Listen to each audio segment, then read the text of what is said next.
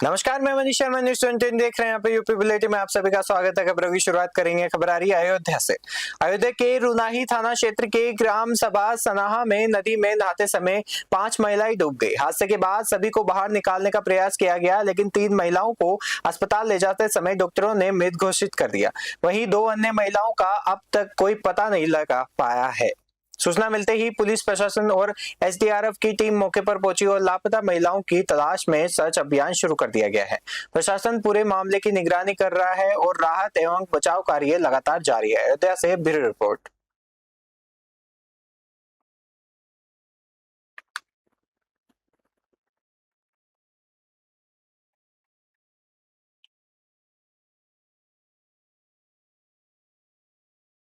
जिला अमरोहा थाना गजरोला निवासी हेमलता ने अपने भाई देव ऋषि की हत्या के मामले में न्याय न मिलने का आरोप लगाया है।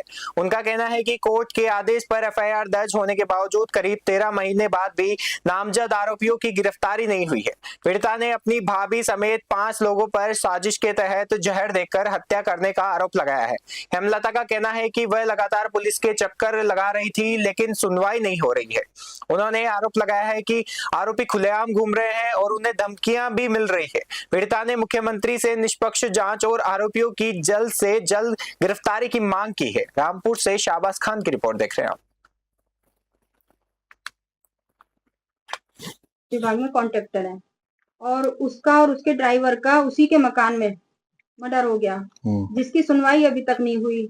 और जब धीरे धीरे मैं पता लगा, उसमें शामिल विशाल का चाचा, मेरी भाभी, उसके भाई, उसकी बहनें, उन सभी का मतलब इन्वॉल्व है।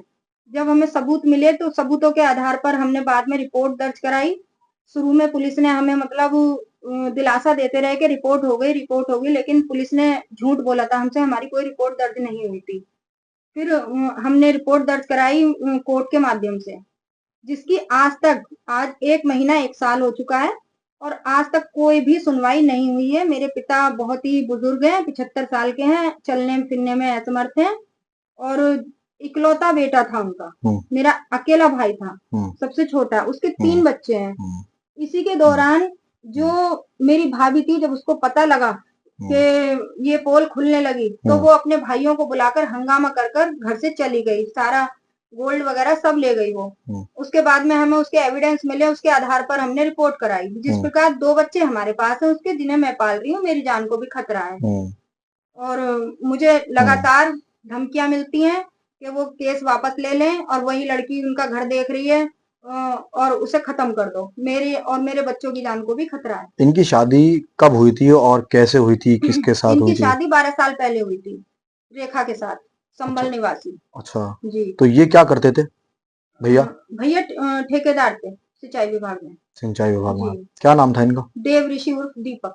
तो क्या इनका पत्नी से कुछ विवाद रहता था? जी, शुरू से विवाद रहता था। इन्होंने बाद में हमें पता लगी, जो उनके पेपर अलमारी में देखे गए तो उन्होंने 3 साल बाद शादी के उनके नाम की, उनके भाइयों के नाम की रिपोर्ट करी हुई है। और पापा को 2 साल पहले ही उन्होंने रिटायरमेंट दिलवाया था। मेरे फादर इंटर कॉलेज के टीचर थे। 2 साल पहले ही इमरजेंसी में रिटायरमेंट लिया, क्योंकि पापा की जान को खतरा बन गया था। वो सब फाइलों में है, जो उसके एविडेंस है। ठीक है। अच्छा, एफआईआर में हमने देखा 5 लोगों के नाम है जी। तो किस किस के नाम है उसमें? उसमें है विशाल के चाचा हैं, जिसका हमें नाम मालूम नहीं है। और रेखा है उसकी पत्नी, उसकी साली है शशि, और उसकी ममेरी साली है दीपिका, सॉरी क्या नाम है, प्रियंका। जी। अच्छा, पुलिस ने इसमें क्या करा जब एफआईआर हुई तो? सर, पुलिस कुछ भी नहीं कर रही है। यही परेशानी है कि हम लोग, अकेला भाई था हमारा, कोई और भाई नहीं है, हमारा कोई है नहीं। तो हम लोग जाते हैं, हमें दिलासा देके भेज देते हैं, कभी हमें डांट से भेजते हैं, कभी बोल देते हैं दिलासा देके कि आज हो जाएगा, कल हो जाएगा। बस यही कश्मकश में। कहाँ जाते हो आप? थाने जाते हैं। कौन सा थाना? ये थाना नौगावा सादात अमरोहा। नौगावा सादात अमरोहा। जी। कौन है इसका आयु? केस कौन देख रहा है? इनके पहले वालिंदर जी थे और अब अनिल जी हैं। अनिल जी हैं। जी। आपकी बात होती है अनिल जी से? जी, होती है। 3 बार हम लोग वहां जा चुके हैं। हमें दिलासा देते हैं कि आप जाइए मैं करता हूँ, आप जाइए मैं करता हूँ, और लेकिन कोई कार्यवाही नहीं करते हैं। क्या लगता है सर, अब ये तो पुलिस कुछ ना कुछ छुपा रही है। पुलिस को सब पता है, लेकिन छुपा रही है। मर्डर को नॉर्मली ले रही है। डबल मर्डर था उसके ड्राइवर का और उसका। तो सर सभी को दिख रहा है जो उसकी सिचुएशन थी। नहीं तो अच्छा आप ये बताएं, गिलासों पे जो उसकी गाड़ी में गिलास मिले थे और बॉटल मिली थी, तो क्या इसे किसने रखा होगा जिसमें फिंगरप्रिंट्स नहीं आए? आप ही बताएं। उसमें फिंगरप्रिंट्स नहीं आए, किसी के तो आते, मेरे भाई के ही आते, किसी के तो आते, किसी के भी नहीं है उसमें। अच्छा, आपकी वो भाभी थी, जी उनका आचरण आपके साथ में कैसा था या अपने पति के साथ? बस ऐसा ही था रोजाना की, उनमें कुछ ना कुछ 15 दिन ऐसे रहना नॉर्मली और 15 दिन अब नॉर्मल, और धमकियां देना लगातार कि मैं अपने भाइयों से मरवा दूंगी, ऐसे करवा दूंगी। तो सबको लगता था कि हाँ गुस्से में कह ही देती है महिला, ऐसा नहीं करेगी, लेकिन हमें नहीं पता था कि हमारे भाई के साथ इस तरह होगा। तो एफआईआर हो गई है, पुलिस जो है कार्रवाई नहीं कर रही है। जी क्या चाहती हैं आप? आपको तो मालूम है कि मुख्यमंत्री जी की सरकार है, योगी जी। इंसाफ चाहते हैं बस।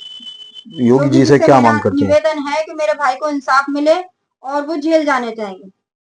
कितने लोग? ये रेखा, विशाल का चाचा, शशि और प्रियंका। अगर जेल नहीं जाते हैं ये लोग तो क्या करेंगे इसमें आप? जो इनके सारा मतलब जो इसका जो मास्टरमाइंड है वो है रेखा का भाई कपिल, जो छिपो में उसकी सारी दास्तां है कि कैसे मारेंगे और क्या करेंगे। सारे एविडेंस देने के बाद भी पुलिस जो है हमें गुमराह कर रही है। विभाग में प्रतापगढ़ के सांगीपुर थाना क्षेत्र की एक युवती ने सीओ लालगंज को प्रार्थना पत्र देकर 4 युवकों पर अपहरण, बंधक बनाकर दुष्कर्म और जान से मारने की धमकी देने का आरोप लगाया है। पीड़िता का कहना है कि 23 अप्रैल की रात आरोपी उसके घर में घुसे, माता पिता को नशीला पदार्थ देकर बेहोश किया और उसे जबरन उठा ले गए। आरोप है कि उसे कई दिनों तक बंधक बनाकर रखा गया और दुष्कर्म किया गया। 29 जून को किसी तरह भागकर घर पहुंचने के बाद उसने पुलिस से शिकायत की। पीड़िता ने मेडिकल कराकर आरोपियों के खिलाफ मुकदमा दर्ज कर कड़ी कार्रवाई की मांग की है। प्रतापगढ़ से गणेश राय की रिपोर्ट देख रहे हैं आप।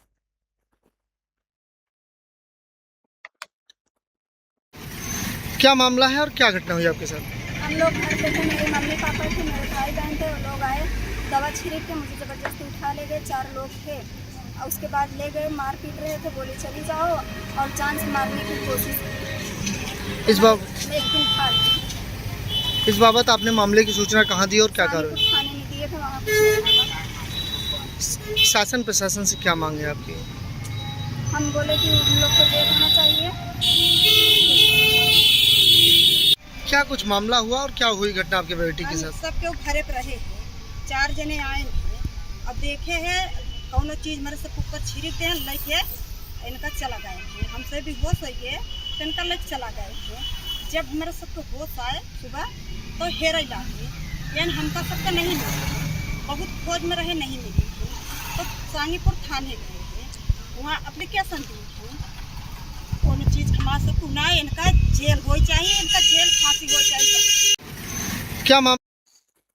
बस्ती साइबर क्राइम थाना पुलिस ने करोड़ों रुपए की साइबर ठगी करने वाले गैंग के एक शातिर सदस्य अमन मिश्रा को गिरफ्तार किया है। आरोपी पर प्रतिष्ठित कंपनियों के डायरेक्टर और सीईओ बनकर बैंक अधिकारियों को झांसा देकर रकम ट्रांसफर कराने का आरोप है। पुलिस ने उसके कब्जे से 16 बैंक खातों से जुड़े दस्तावेज, 2 आधार कार्ड और 2,500 रुपए नगद बरामद किए हैं। जांच में इन खातों के जरिए करोड़ों रुपए के लेन देन का खुलासा हुआ है। पुलिस के अनुसार इस गैंग के 3 सदस्य पहले ही जेल भेजे जा चुके हैं, जबकि अन्य आरोपियों की तलाश जारी है। बस्ती से दिलीप पांडे की रिपोर्ट देख रहे हैं आप। देखिए, आज साइबर थाना जनपद बस्ती पर एक अभियुक्त को गिरफ्तार किया गया है। इस अभियुक्त का नाम अमन मिश्रा है, पुत्र हरिकेश मिश्रा, जो बगल के जनपद गोंडा की थाना मनिकापुर क्षेत्र का रहने वाला है। ये साइबर ठगों के एक गैंग का सदस्य है। पुलिस लंबे समय से इसकी तलाश कर रही थी।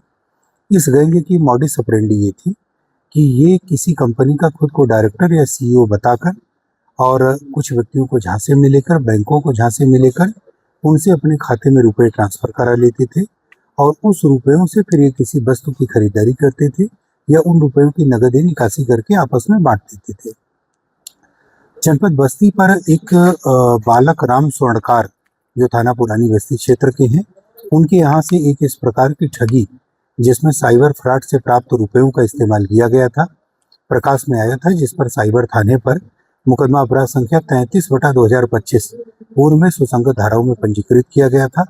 पूर्व में भी इस मामले में 3 अभियुक्तों को गिरफ्तार करके जेल भेजा जा चुका है।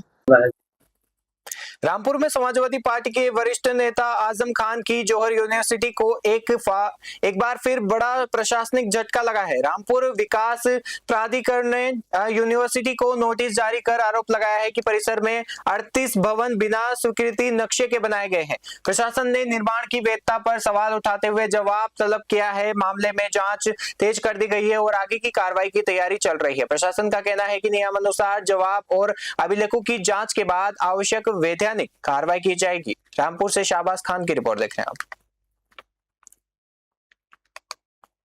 एटा के रिजोर थाना क्षेत्र के नगला खोकर गांव में 18 वर्षीय युवक का शव पेड़ से लटका मिलने से इलाके में सनसनी फैल गई। मृतक की पहचान रोहित के रूप में हुई है। प्रारंभिक तौर पर मामला आत्महत्या का माना जा रहा है। हालांकि मौत के कारणों की आधिकारिक पुष्टि नहीं हुई है। सूचना मिलते ही पुलिस और फील्ड यूनिट मौके पर पहुंची और साक्ष्य जुटाए। अब शव को पोस्टमार्टम के लिए भेज दिया गया है और पुलिस परिजनों से पूछताछ कर रही है और सभी पहलुओं को ध्यान में रखकर मामले की जांच में जुटी हुई है। एटा से राज अली खान की रिपोर्ट देख रहे हैं आप।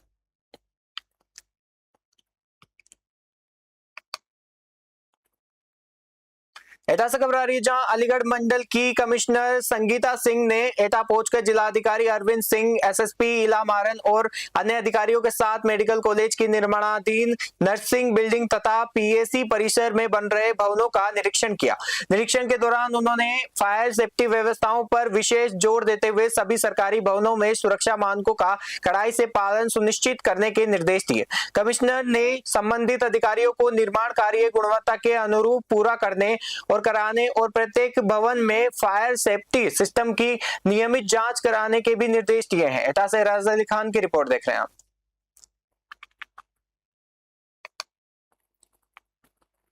मैम, आज आपके द्वारा यहाँ मेडिकल कॉलेज में नर्सिंग बिल्डिंग का जो है निरीक्षण किया गया है, तो क्या डायरेक्शन दिए अब तक आपने क्या यहाँ पर देखा? देखिए, नवनिर्माण है ये, जैसा कि बताया गया इसको कंप्लीट हो जाना चाहिए था आई थिंक अप्रैल या जुलाई 25 में, लेकिन ये डिलेड चल रहा है थोड़ा सा। अभी ये नए आए हैं एससी साहब जो हैं, एक्सचेंज साहब जो हैं, वो देख रहे हैं इसको। मैंने इनको निर्देश दिए हैं, 2-3 निर्देश दिए हैं। एक तो थोड़ी वर्कमैनशिप पे काम करें, वर्कमैनशिप मुझे थोड़ी पुअर लगी इसकी। और दूसरा जो रैम्प है वो नहीं है, जो कि बेसिक रिक्वायरमेंट है हमारे दिव्यांगजन के लिए, वो रिक्वायरमेंट है। एक तो उस रैम्प देखें, दूसरा पोडियम वगैरह की व्यवस्था नहीं है। 2-3 इंस्ट्रक्शंस हैं जो कि सारी बिल्डिंग्स के लिए अप्लाई करेंगे। मैंने डीएम साहब को भी बोला है कि फायर के जो सेफ्टी है उसको ज़रूर देख लें, जो इलेक्ट्रिकल सेफ्टी है उसको ज़रूर देख लें, लिफ्ट्स ऑपरेशनल ठीक से हो रही हैं या नहीं उसको देख लें। और स्पेशली जो फायर हाइड्रेंट्स हैं जहाँ से पानी उठाते हैं वो लोग, वो फायर हाइड्रेंट में पानी की अवेलेबिलिटी प्रॉपर है या नहीं है, आज की डेट में पानी चालू है या नहीं। मैम, आज आपके द्वारा यहाँ मेडिकल कॉलेज में एटा से खबर आ रही है जहां एटा मेडिकल कॉलेज में इलाज के लिए लाया गया एक अभियुक्त पुलिस को चकमा देकर फरार हो गया, जिससे पुलिस महकमे में हड़कंप मच गया। अभियुक्त के भागते ही मेडिकल कॉलेज परिसर की घेराबंदी कर सघन तलाशी अभियान चलाया गया। पुलिस टीम ने तत्परता दिखाते हुए कुछ ही देर की मशक्कत के बाद फरार अभियुक्त को दौड़ा कर दोबारा गिरफ्तार कर लिया। फिलहाल ये स्पष्ट नहीं हो सका है कि अभियुक्त किस मामले में गिरफ्तार था और उसे किस थाना क्षेत्र से इलाज के लिए मेडिकल कॉलेज लाया गया था। मामले की जांच की जा रही है। एटा से राज अली खान की रिपोर्ट देख रहे हैं आप।